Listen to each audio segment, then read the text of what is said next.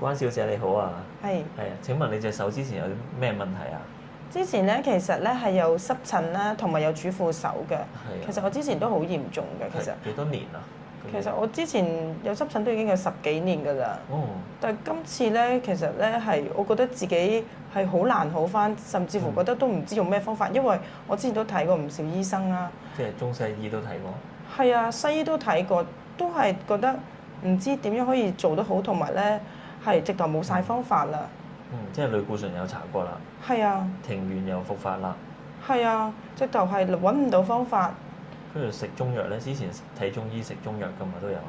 係啊，但係都食過中藥，但係都後期都係整唔好啦。差唔多，冇乜特別咁樣。係啊，你覺得夏天、冬天有冇分別啊？隻手其實都一樣係冇辦法可以好返，一路係咁樣發炎啊，好難好返咯。係啦，跟住咧我就建議你戴手套洗頭啦。其實呢個方法你覺得幾好係咪啊？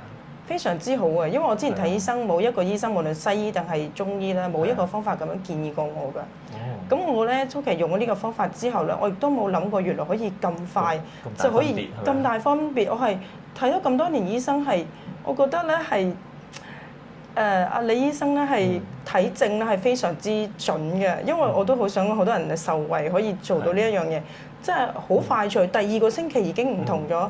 完全係自己感覺到係有好轉，跟住第3個星期咧係直頭冇乜點痕，係連我自己都覺得好神奇，好快速咁樣。好快速啊！係比我想象中係，因為我之前咧就算我睇醫生，佢有好轉啦，又好都係去到第2、第3個月先感覺到有好轉。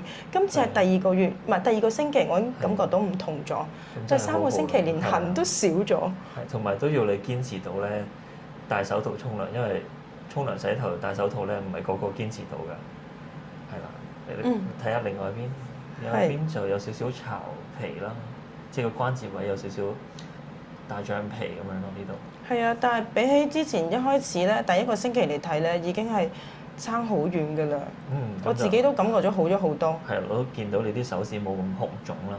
咁就幾好，咁啊希望你越嚟越好，繼續穩定落去啦。好啦。